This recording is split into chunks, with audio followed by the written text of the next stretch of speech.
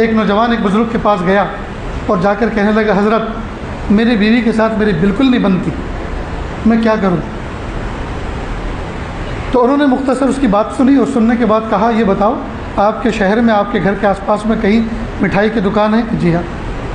تو آپ ایسا کرو گھر پہ جاتے ہوئے کوئی مٹھائی لے کر جاؤ اور مٹھائی کا ٹکڑا اپنے ہاتھ سے اپنی بیوی کے منہ میں رکھو، بیوی کے منہ میں رکھو اور بقیہ آدھا ٹکڑا اسی کے سامنے اپنے منہ میں رکھو، بس جاؤ یہ عمل کرو اور ہر دوسرے تیسرے دن یہ عمل کرتے رہو۔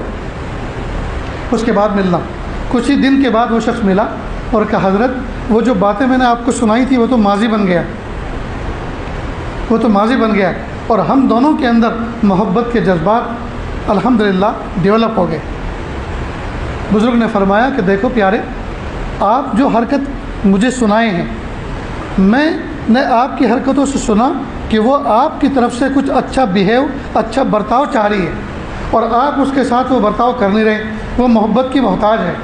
تو آپ نے جب یہ عمل کیا تو ایک تو محبت والا عمل کیا، اور دوسرا یہ کہ اللہ کے محبوب صلی اللہ علیہ وسلم نے فرمایا اپنی بیوی کے منہ میں لقمہ رکھنا یہ صدقہ ہے، تو آپ نے اس عمل کے ذریعے سے صدقے کا اجر پایا، اور اس صدقے کی برکت سے اللہ پاک نے منافرت آپ کے دل سے ختم کر دی اور محبت کو اجاگر کر دیا۔